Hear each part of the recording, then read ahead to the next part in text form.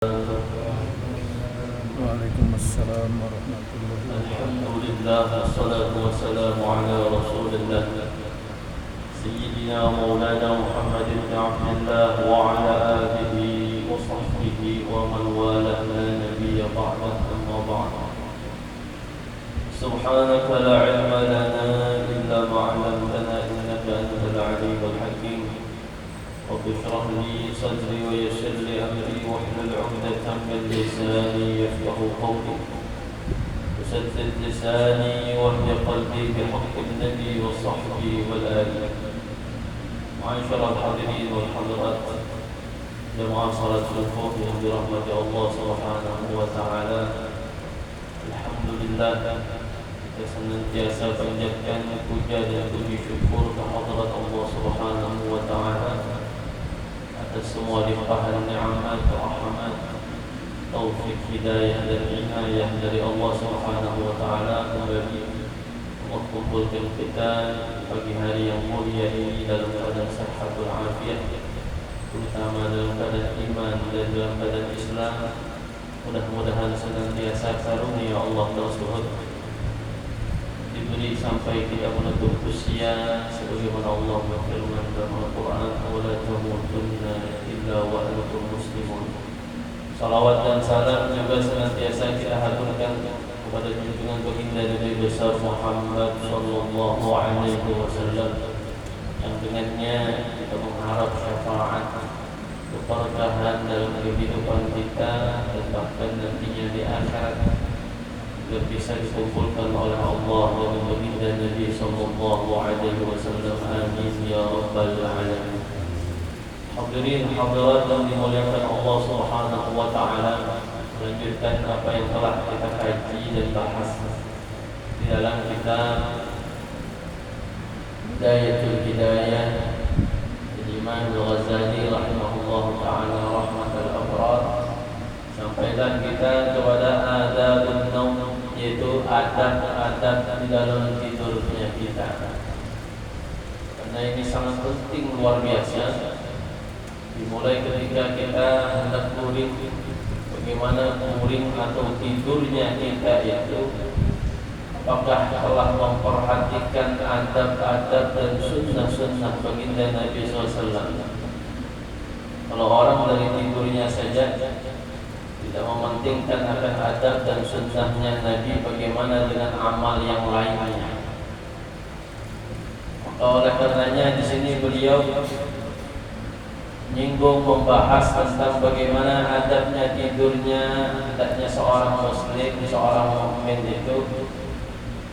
Imam Al-Ghazali berkata, "Fa-idza aradta an-nawma", apabila engkau telah ingin untuk melakukan tidur, sudah jamnya ingin tidur ya. Cuman ini orang pada lagi ini orang kapan waktunya touring. Kalau dulu kalau mau tidur itu seperti kita mau ibadah, beristilah bahasanya ya. Beristilah. Di touring itu bukan datang tiba-tiba, persiapannya juga matang. Sebagaimana kita mau sholat atau wudu dulu, kita pakai pakaian yang bersih, pakaian yang rapi, menutup auratnya, pakai wewangiannya. Begitupun tatkala kita mau tidur, banyak yang ingin kita lakukan sebelumnya, persis seperti ibadah, karena tidur pun juga adalah sebuah ibadah. Maka oleh karenanya beliau katakan, apabila engkau ingin melakukan tidur, jangan sudah jamnya mau tidur misalnya jam 10 atau jam 11 malam, maka sebelum dari jam tidurnya itu, fabsut firasyaka mustaqbilal qiblah, maka hamparkanlah akan tempat tidurmu itu dalam keadaan menghadap arah kiblat. Orang dulu touringnya pakai hamparan aja. Kalau kita ini kan pakai spring bed ya, pakai ranjang ulang, ranjangnya bilang kayu kulit. Kalau negara apa ini sudah dipindah-pindah lagi, posisinya sudah begitu. Jadi Jadi semampunya ya. Kalau kita bisa menghadap kiblat tidurnya seperti keadaannya mayit yang ada di dalam liang lahatnya, itulah sunnahnya baginda Nabi SAW. Kalau yang pas posisinya bisa kita taruh kepalanya di kanan sini, kakinya menghadap arah kiblat. Tidurnya tidak. Orang zaman dulu gitu. Kalau tidur ya hamparkan hamparannya. Tinggal posisinya menentukan di mana arah kiblat. Karena kita sudah ada ranjangnya, agak sulit untuk memindahnya ya. Kalau sudah ranjangnya begitu ya sudah, perlu kita paksakan. Apalagi sampai dipindah ranjangnya ya, tidak perlu. Tapi kalau memungkinkan dan bisa untuk kita lakukan, maka langkah bagusnya untuk kita menghamparkan tempat tidur itu menghadap arah kiblat. Dan bahkan kita temui para guru-guru kita itu sampai sekarang beliau kalau ada pilihan antara kasur yang mewah yang nyaman, tapi beliau memilih tidurnya di hamparan yang biasa. Dan kita tanya contohnya saja kepada Habib Umar bin Hafid misalnya, atau saya punya guru Al-Habib Zain bin Ibrahim bin Sumit Madinah, itu pasti ada kasur biasa di lantai. Bahkan ketika di hotel pun beliau minta tidurnya di bawah, walaupun ranjangnya tetap jadi pindah-pindah, tapi ada hamparan buat tidur. Karena dikatakan aku sudah terbiasa, kata mereka, tidur di tempat yang keras, dan spring bed yang biasa. Tujuannya adalah supaya mudah untuk bangun tengah malam, supaya bisa bangun qiyamul lail, tahajud. Kalau kita akan cari guling, cari yang nyaman, supaya kalau bangunan lagi, kalau bisa sampai subuh nyaman tidurnya. Kalau mereka tidurnya mencari tempat yang supaya tidurnya kurang mudah, biar bangun tengah malamnya. Masya Allah, memang sudah ada niatannya pengen bangun, Allah mudahkan. Kita ini memang ada niatnya hendak bangun tengah malam, ya besar kada dibangunkan oleh Allah. Oleh karenanya qabsud firasyak mustaqbilal qiblah. Jadi yang pertama adalah arahkan tempat alas tidur kita itu menghadap arah kiblat. Wa nam ala yaminik, dan tidurlah engkau atas posisi bagian tubuh kanannya. Di kanannya, lambung kanan ini di bawah, miring seperti miringnya mayit di dalam liang lahatnya. Dan ini dampak positifnya luar biasa. Di samping perintah dari baginda Nabi SAW, sebuah sunnah pahala kita mengerjakannya, dari segi kesehatan medisnya pun ternyata tidur paling sehat itu adalah tidurnya baginda Nabi SAW. Karena bagian jantung kita itu berada di atas kiri, ya, jantung kiri posisinya di atas. Yang mana fungsi paling vital dalam tubuh kita itu jantung, karena dia memompa darah, mengalirkan darah ke seluruh tubuh kita. Maka ketika fungsi jantung itu berada di atas, maka darah pun mengalir dengan stabil badan-badannya. Lalu ketika bangunnya pun badannya enak. Kenapa? Aliran darahnya stabil. Mengguring ke bujur ke halam, berarti harap bertungging, bangun-bangun leher sakit, betis sakit. Kenapa? Karena peredaran darahnya tidak stabil.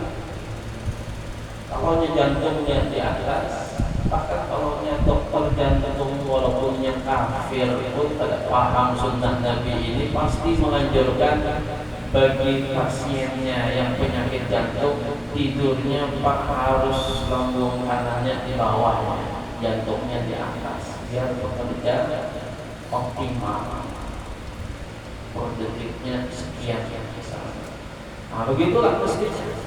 Dan inilah sunnah Nabi SAW yang luar biasa.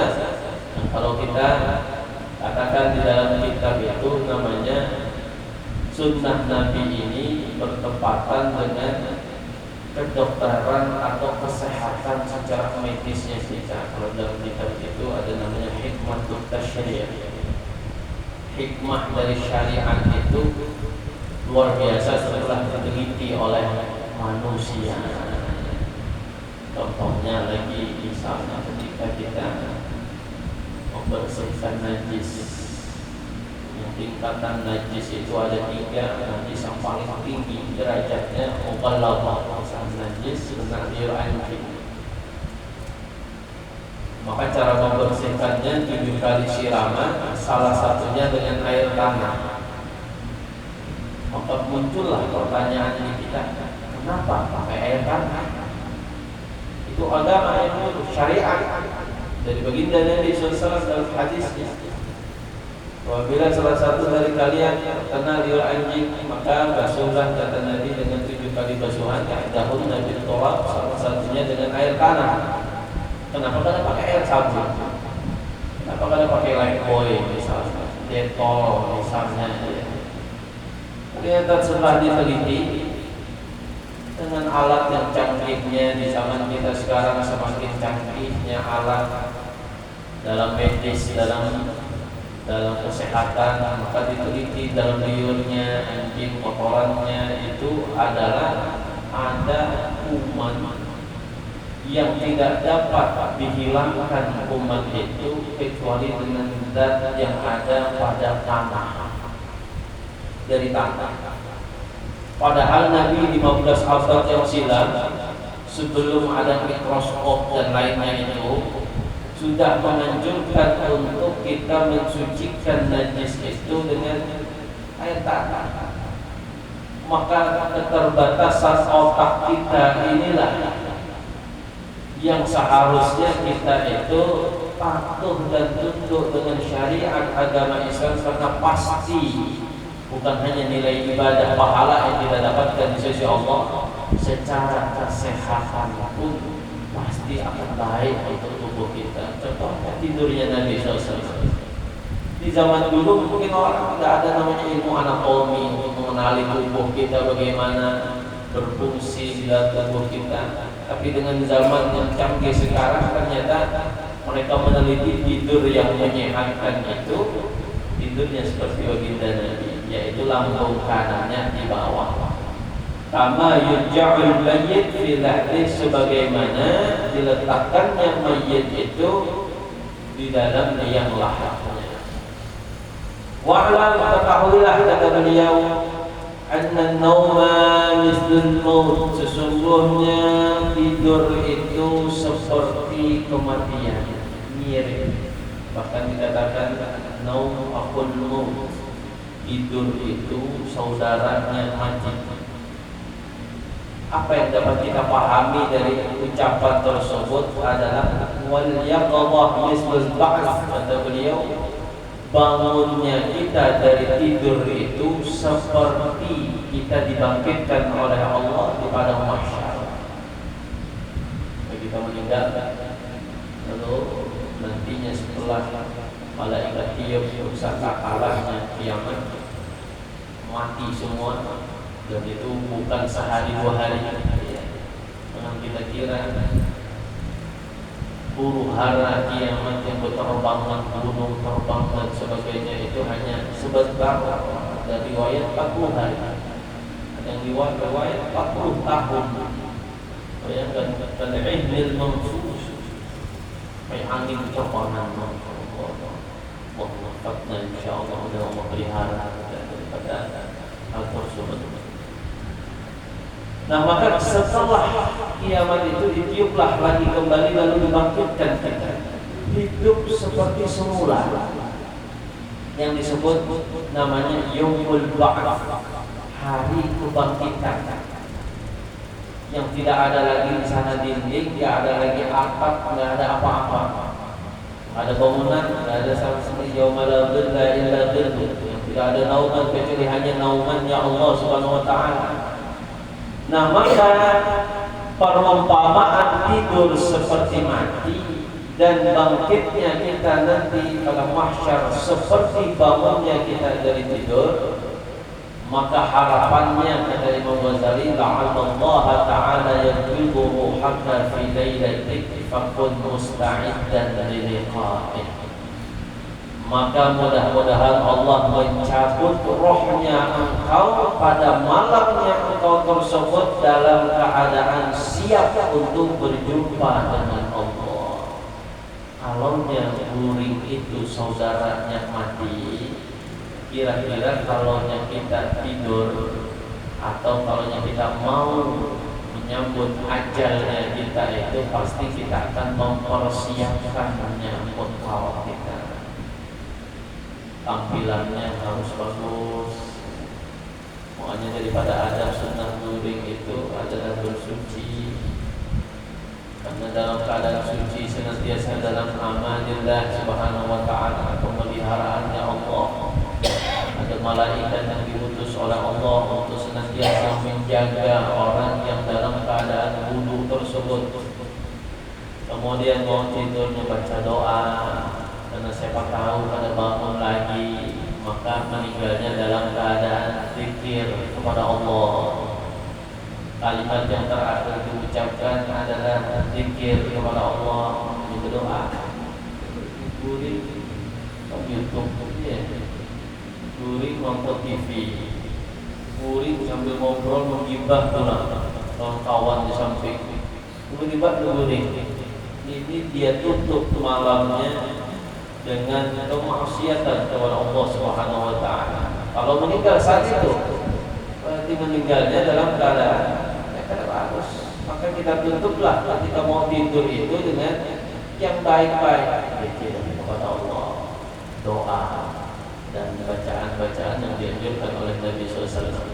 Menghadap kiblat pula, pakaiannya bersih, menutup auratnya, tampilannya bagus, pakaiannya wangi bagus, ini guring, ini haram, sunnah. Siwak dia, bersih mulutnya, bersih badannya sudah wudu, pakaiannya bersih suci, menutup auratnya. Jangan guring kada pakai baju, jangan guring ke muka aurat. Habis kipung-kipung pada berjuang lagi guring berdua, jangan pakai baju, menutup auratnya. Malaikat bakal dekat dengan orang yang terbuka auratnya ketika tidur, jauh malaikat. Maka siapa yang akan mendekat? Syaitan. Jin yang tidak baik itu atau mendekati orang yang terbuka auratnya tersebut. Jadi tutup auratnya, walaupun orang tidak ada yang melihat malam itu, hanya ada pasangan kita, mahram kita saja misalnya, tapi kan ada malaikatnya Allah yang senantiasa ada dekat kita itu. Bukan malulah kita mestinya kepada Allah dan para malaikat yang senantiasa melihat kita. Tutup aurat. Nabi itu adalah orang yang sangat pemalunya luar biasa. Bahkan mandi saja Nabi itu menutup auratnya. Lagi mandi dalam bilik, siapa yang melihat? Tidak ada yang melihat dia. Tapi Nabi malunya luar biasa. Beliau mandinya pun menutup aurat. Ya, kalau pegawai ini kita anak atong lah misalnya, menutup aurat dari pusat sampai lutut, tubuhnya pakai tapi malai misalnya, itu bagusnya demikian. Karena Nabi itu asyaddu haya, sangat malunya luar biasa, melebihi dari perempuan yang perawan pada Sayyidah Aisyah. Saking pemalunya. Kenapa Nabi itu malu? Karena Allah senantiasa melihat. Kalau kita di WC, di kamar mandi, terbuka auratnya, malu. Kita dilihat oleh malaikat, dilihat oleh Allah. Maka oleh karenanya, ketika kita mau tidur, harapannya kepada Allah, mudah-mudahan ketika Allah cabut roh kita malam itu, kita siap, kata beliau, untuk berjumpa dengan Allah, tentu dalam keadaan baik. Bagaimana caranya siapnya kita kepada Allah? Bi'antana ma'ala taharatin, dengan hendaknya engkau tidur dalam keadaan suci, berwudu dulu hendak guring ya. Tapi kita kesentuh lagi dulu baik kalau wudhunya. Ada kau beragam guring dan kalau wudhu. Yang pertama perintah kita laksanakan. Yang kedua, di dalam mazhab Imam Syafi'i pun walaupun ini qaul yang dhaif, wudhunya kita bersentuhan pasangan itu tidaklah batal. Atau kalau kita pengen yang paling kuat pendapatnya Imam Malik dalam mazhabnya, laki perempuan itu bersentuhan tidak batal. Apa boleh-boleh dan sah-sah saja. Kita bertaklid ya untuk malam itu supaya tidurnya dalam keadaan suci. Karena orang yang tidurnya dalam keadaan suci, maka malaikat akan menjaga tidur kita, syaitan dan diusir oleh malaikat tersebut. Maka guringnya, apa yang akan dihasilkan orang yang guring dalam keadaan wudu, mimpinya yang dia lihat pun mimpi yang baik. Kenapa? Karena datangnya dari Allah, dari malaikat. Kalau kita tidurnya tanpa wudu, maka itu datangnya dari syaitan. Makanya kalau kita mimpi yang kada baik, guringnya juga kada berwudu, ya kada perlu dipikirkan ketika bangunnya. Ini kepikiran pas bangun.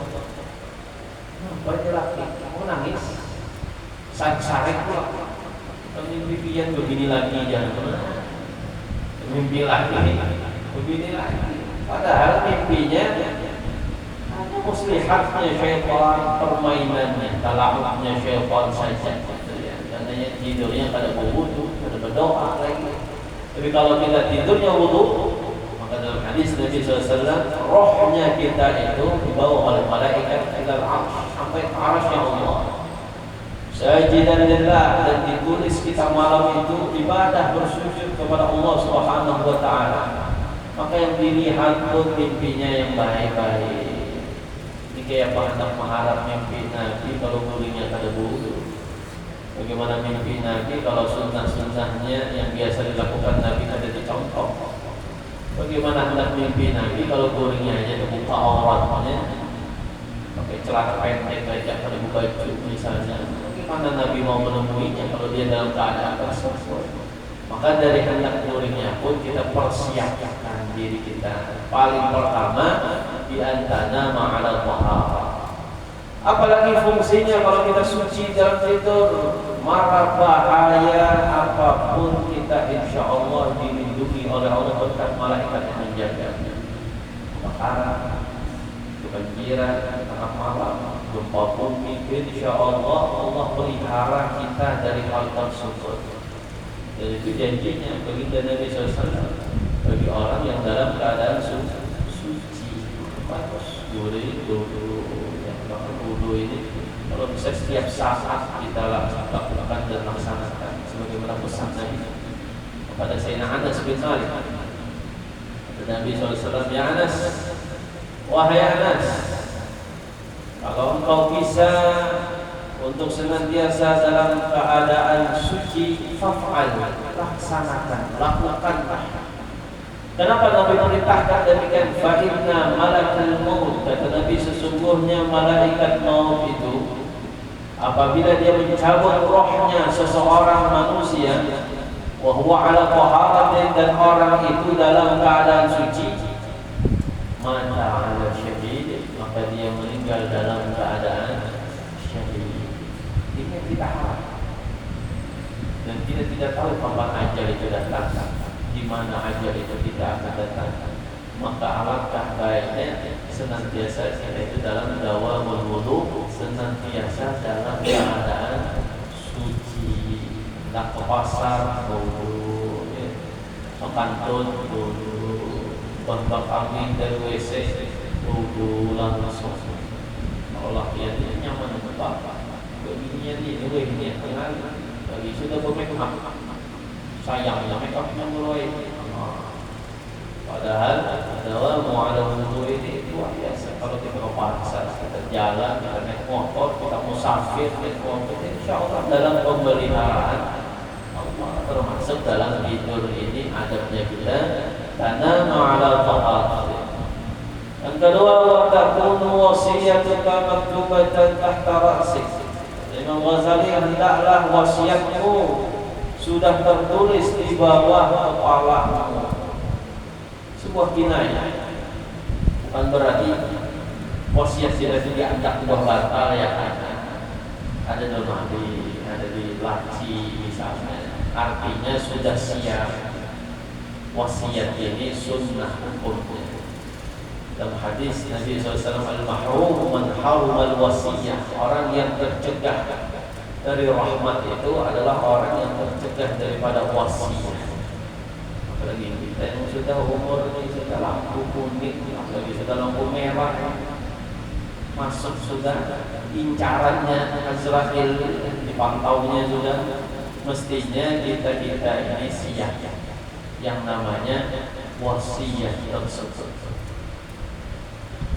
Bahkan Nabi dalam hadis yang lain mengatakan, wa man mata ala wasiyah. Nabi, siapa orang yang wafat dalam keadaan memiliki wasiat, sudah tulis. Mata ala sabilin, dia mati dalam jalan yang benar. Wa sunnatin, dia mati dalam melaksanakan sunnah. Wa tuqa, dan dia meninggal dalam keadaan takwa. Wa syahadah, dan dia meninggal dalam keadaan syahid, kata Nabi. Wa mata maghfuran lahu, dan dia meninggal dalam keadaan diampuni oleh Allah Subhanahu wa taala. Jadi kalau belum hari ini, tulislah wasiat itu sudah ya. Yang bini tulis, yang laki tulis. Jangan dibuka, jangan kasih tahu orang. Makanya ada namanya kitabul wasiyah. Belum diisi dulu. Nama beliau Habib Muhammad Hamid bin Idrus bin Syekh Abu Bakar bin Saleh. Beliau ada punya karya buku kitab namanya Wasiyah. Itu lengkap sudah wasiat. Isinya semuanya wasiat. Kalau kita beli itu tinggal tulis nama kita aja lagi. Bulan bin bulan.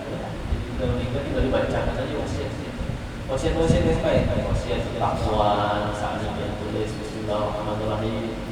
Alhamdulillah rabbil alamin. Allahumma shalli wa sallim ala sayyidina Muhammad wa sallam ajma'in. Amma ba'du, kepada istriku yang tercinta. Kan begitu ya. Dan laki-laki. Pada anak-anakku semuanya, murid-muridku, jamaah-jamaahku, tetangga-tetangga dan muslimin wal muslimat pada umumnya, bertakwalah kalian kepada Allah. Nah, itu namanya wasiat. Perhatikanlah sholat lima waktu, jangan sampai ditinggalkan di sana. Pada anak-anakku, jangan jauh-jauh dari para ulama, jangan jauh-jauh daripada ahli ilmu. Hadirilah majelis mereka misalnya, karena itulah keselamatanmu nanti untuk akhirat. Nah, itu namanya wasiat. Nanti kita sudah pesan-pesan tadi semuanya. Kalau ada yang mau menghajikan aku, silahkan hajikan. Kalau ada yang mau mengumrahkan aku, silahkan umrahkan. Kalau ada yang mau mengorbankan ibadah udhiyah Idul Adha untukku, silahkan korbankan.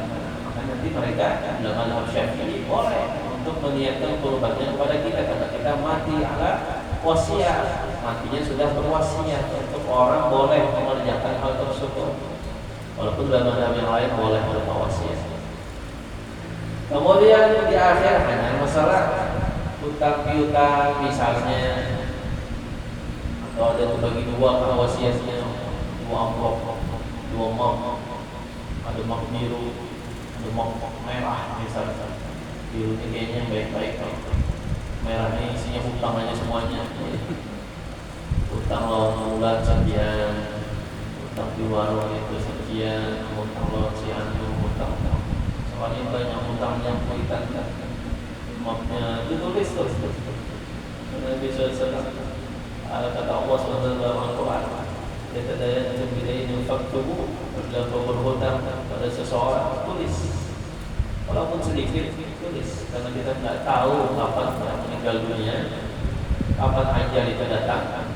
Bayangkan kalau itu tulisan tidak ada, kita menulis dalam wasiat buku hutang kita misalnya, siapa yang melunaskan? Ya kalau tukang warungnya ingat, tukang warungnya kita ingat juga hutang kita 10.000 aja ada ditulisnya. Kita pun tidak pernah bercerita kepada pasangan kita, kepada anak kita bahwa kita punya hutang di sana. Apa akibatnya? Siksa Allah Subhanahu wa taala dalam kubur itu kita takutkan. Terhalang kita dari rahmatnya Allah. Dari alam kuburnya saja kita sudah terhalang dari rahmat. Bagaimana Nabi pernah diminta oleh Sayyidina Ali untuk mensalatkan salah seorang sahabat yang meninggal dunia. Kata Nabi SAW, yang Nabi tanyakan ketika diminta, alaihi dainun, kata Nabi, apakah ini bisi hutang yang mati ini? Ada wahai Rasul yang bisi hutang. Kalau begitu aku tidak mau mensolatkannya, kata Nabi. Nabi tidak mau. Karena kalau Nabi imamkan dia, pasti Allah ampuni dosanya. Kata Nabi, aku tidak mau mensolatkan. Dia punya hutang dengan manusia. Kesian dia wahai Nabi, dia nggak punya keluarga, dia nggak punya keturunan, dia nggak punya saudara, sebatang kara hidupnya. Kalau begitu kata Nabi, harus ada yang menjanjikan untuk melunasi hutang. Akhirnya Sayyidina Ali berkata, kalau begitu saya melunaskan hutangnya nanti wahai Rasul. Baru Nabi mau mensolatkan jenazahnya sahabat Rasul. Keesokan harinya Nabi ketemu Sayyidina Ali, ditanya lagi, wahai Ali, sudah kau lunaskah hutangnya bulan tersebut? Nabi ingat. Kata Sayyidina Ali, belum wahai Rasul. Akhirnya dia lunaskan. Setelah dilunaskan dia kembali kepada Nabi, lapor wahai Rasul, sudah saya lunaskan hutang. Lalu apa jawabnya Nabi SAW? Sekarang barulah aku melihat jenazahnya fulan tersebut berhenti disiksa oleh Allah Subhanahu wa taala hanya gara-gara hutang piutang. Maafnya tulis buku lah, buku hutang. Atau orang yang berhutang sama kita tulis. Karena siapa tahu kalau kita meninggal, maka keluarga kita, ahli waris kita bisa membaca surat tadi. Atau ada barang amanah. Ini kalau ada barang amanah milik orang lain, maka wasiat itu menjadi wajib hukumnya untuk kita tulis. Bendahara misalnya sini, maka harus tulis itu wasiat. Ada duit, ada itu ngangkai duit kas masjid yang diambil harus dibuliki ke masjid misalnya. Bahaya kalau ada ditulis wasiat demikian, ahli warisnya mengambil hak milik orang lain. Wa takunu wasiyatuka maktubatan tahta ra'si. Wasiat itu sudah siap di bawah kepalanya. Ini wasiatnya. Bahkan wasiat tadi, siapa yang meninggal atas wasiat, dia meninggal atas di jalan yang benar, dalam sunnah Nabi, dalam takwa, dalam syahid, dan mati dalam ampunannya Allah Subhanahu wa taala. Ini ditulis yang siapkan. Pesannya tidak jauh-jauh dari takwa kepada Allah, itu bekal yang paling bagus sudah. Terus dari takwa ya, paling baiknya bekal itu adalah takwa, bertakwalah kepada Allah. Salat misalnya, zakat misalnya, puasa Ramadan dan sebagainya. Lalu amal-amal yang lain pada murid-murid itu misalnya tetaplah menuntut ilmu, muliakanlah para guru, hormatilah para guru dan sebagainya. Itu wasiat. Kalau kita sudah tulis semuanya, tinggal urusan amanah dan hutang piutang tadi itu kita tulis. Dan wasiat ini terkadang adalah sebuah nasihat yang menyentuh kepada ahli waris. Semasa hidup dipadanya ketika dimaksud lupa loh. Tapi pas meninggal dia baca surat itu, berubah ada hatinya. Gerak hatinya dengan baca wasiat tersebut. Ada cerita nyata yang dulu kakak di Banjar. Orang meninggal, orang sugih. Dulunya miskin, dulunya orang kampung miskin. Jalannya waktu, Allah kasih dia rezeki melimpah kaya-raya. Sampai dia punya anak sekian, dia punya wasiat ketika meninggal kepada anak-anak.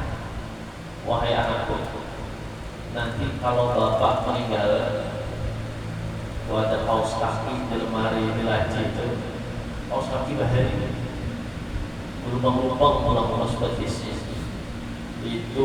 sejarah abah dulu waktu miskin sampai jadi kaya, nanti kubur dengan kaos kakinya naklah, wasiat bapaknya.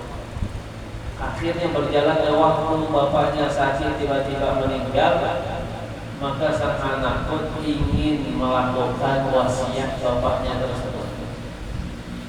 Berdebat akhirnya dengan tuan guru di situ.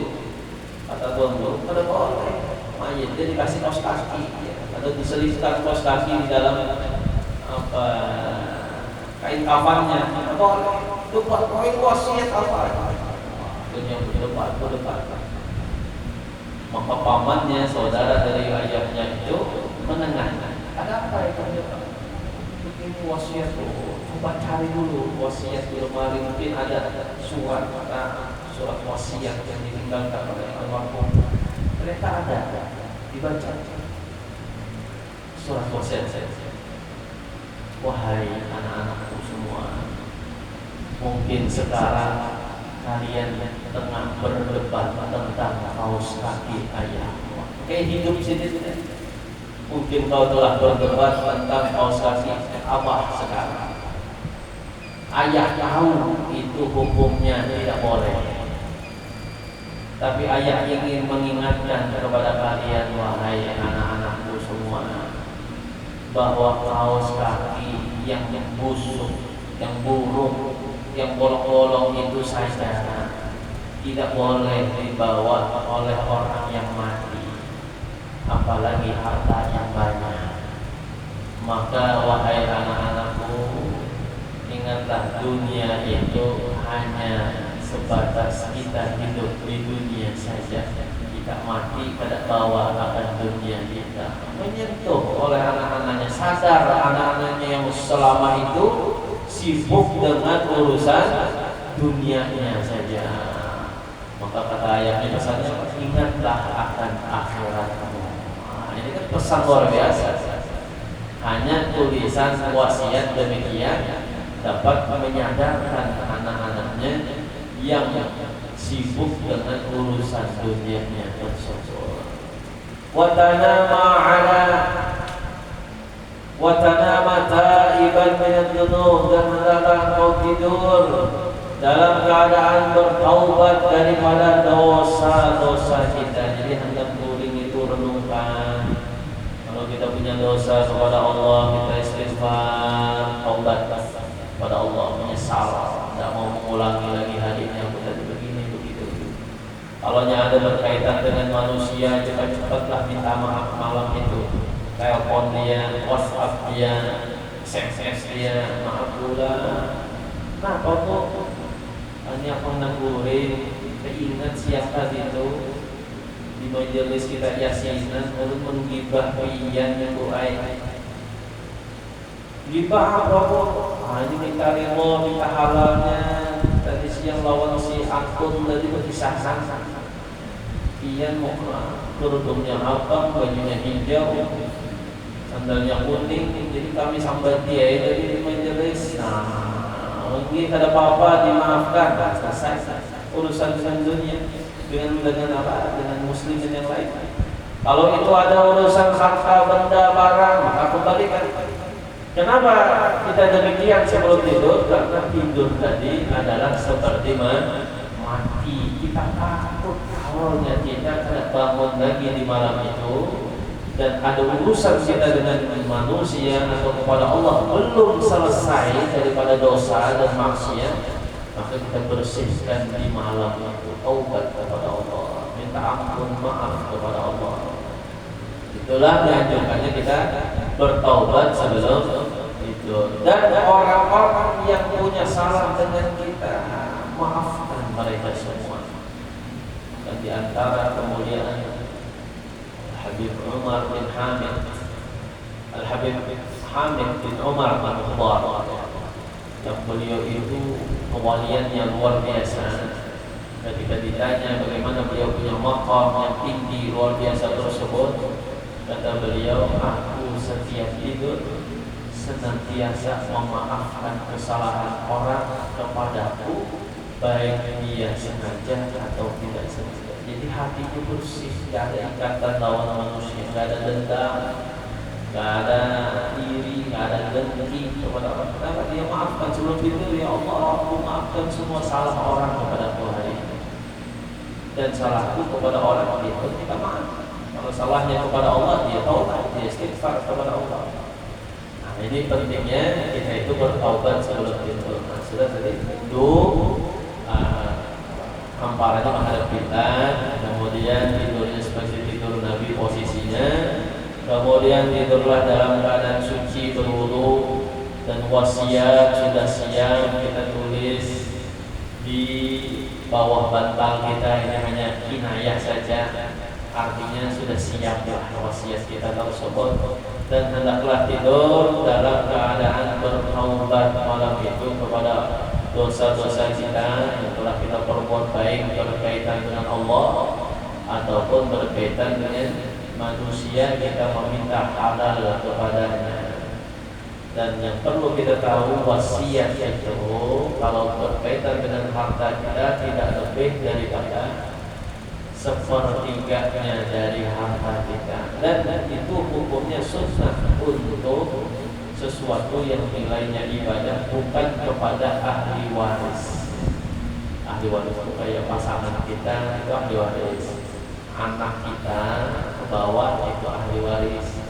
Ada boleh wasiat itu ditujukan kepada mereka. Bila aku mati nanti toko tulisan anakku yang pertama, nah itu ada boleh. Wasiat itu ditujukan kepada orang lain, atau masjid, atau pondok pesantren, atau majelis, atau sesuatu yang menjadikan nilai pahala baginya tersebut. Tidak boleh diberikan wasiat itu kepada anaknya kalau itu harta, karena anaknya, pasangannya itu sudah mendapatkan jatah dari pembagian harta yang sisa dari harta yang diwasiatkan. Jadi wasiat itu tidak boleh lebih dari sepertiga. Misalnya dia isi harta 300 juta, tidak boleh lebih 100 juta wasiatnya. Misalnya bila aku mati nanti tabunganku di bank itu 100 juta, sumpah makam lawan masjid atau yang misalnya. Lalu meninggal beliau, ternyata tabungannya 350, nah berarti sah wasiatnya untuk dilaksanakan harus ambil 100, taruh di masjid, niatkan untuk pahala almarhumah atau almarhum tersebut, karena itu wasiatnya beliau dan wajib dilaksanakan oleh ahli warisnya, karena itu wasiat. Tapi kalau wasiatnya melebihi dari sepertiga hartanya, maka ulama mengatakan wasiatnya itu hukumnya tidak sah. Ada perlu dilakukan. Misalnya bila aku meninggal, separuh hartaku aku sedekahkan untuk masjid, tidak bisa, tidak boleh, karena di situ ada jatahnya milik ahli warisnya yang dapat. Jadi ini sepertiga atau kurang. Kalau lebih itu hukumnya tidak boleh. Kalau lebih itu hukumnya makruh atas izin dari ahli waris. Nah, kalau ahli waris yang izini boleh.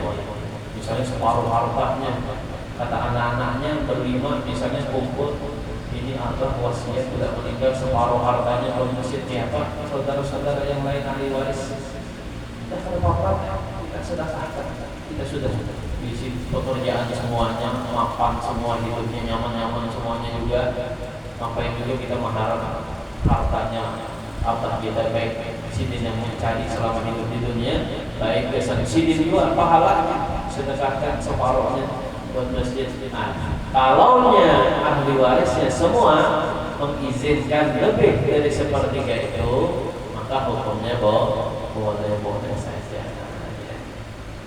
Aziman ala alla ta'uda ila ma'siyah, dan hendaklah dia tidur tersebut punya azam, punya angan-angan, cita-cita untuk tidak kembali melakukan maksiatnya tersebut. Taubat, kemudian ada azam untuk tidak kembali melakukan daripada dosa yang dia lakukan. Malam itu dari siang aku gibah, dari siang aku lalai sholatnya, dari siang begitu dan sebagainya. dia taubat dan dia punya angan-angan besok tidak mau lagi melakukan. Kalau terjerumus lagi, taubat lagi. Begitulah manusia. Pada taqnatu min rahmatillah. Jangan pernah kita itu putus asa dari rahmat Allah. Ampunan Allah sangat luas. Ampunan Allah sangat luas. Berapa kali pun dosa yang kita ulang, bahkan kata Sayyidina Habib Umar bin Hafid mengatakan sampai 40.000 kali pun sehari kita mengulang itu dosa, berulang lagi taubat, maka jangan pernah kita putus asa untuk bertaubat kepada Allah. Tapi bukan main-main ini. Dia tidak bisa melawan hawa nafsunya tersebut, terjerumus lagi. Maka tetap supaya kita tidak menyenangkan akan para syaitan yang senang apabila kita terjerumus dosa, kita taubat lagi sama Allah, itu syaitan benci luar biasanya kepada hamba tersebut. Sudah terjerumus, senang kan kalau kita itu terjerumus dosa, dia senang luar biasa itu syaitan. Tapi kalau kita punya ilmu, kita sadar, taubat lagi kepada Allah Subhanahu wa taala. Ibarat bahasa kisahnya, capek-capek tapi menggodanya, sadarlah lagi dia, taubat lagi kepada Allah. Ulang lagi syaitan menggoda, begitulah. Sampai kita menutup. Oh siapa kalau kita senang taubat sebelum tidur tiap hari, meninggal seandainya meninggal di malam itu kan berarti kita meninggalnya tidak dalam keadaan berdosa. Harapannya kita kuat, mudah-mudahan Allah terima taubatnya, diampuni dosa. Kata Nabi, at-taib minadz dzambi kaman la dzamba. Orang yang bertaubat dari dosanya itu seperti orang yang tidak ada punya dosa lagi, bersih. Otomatis kalau kita meninggal malam itu berarti meninggalnya kita dalam keadaan dosa bersih.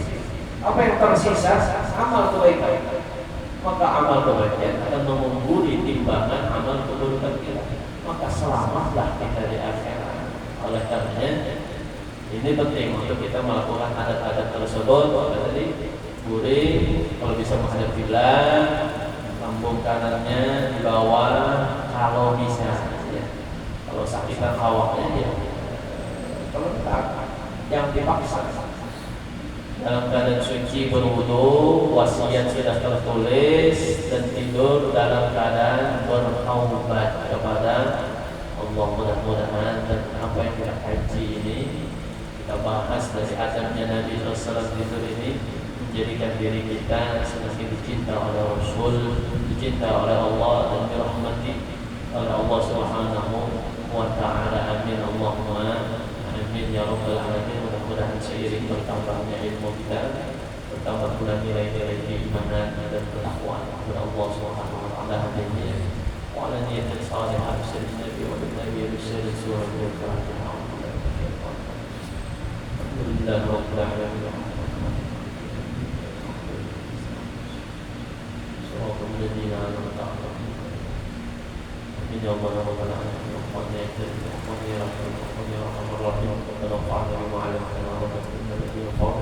تحمدني يا رب العالمين وقنا وإياك وقنا وإياك إلى القرآن العظيم. سبحانك اللهم وبحمدك أشهد أن لا إله إلا أنت أستغفرك وأتوب إليك.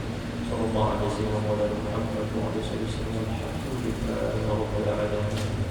والسلام عليكم ورحمة الله وبركاته. Waalaikumsalam warahmatullahi wabarakatuh.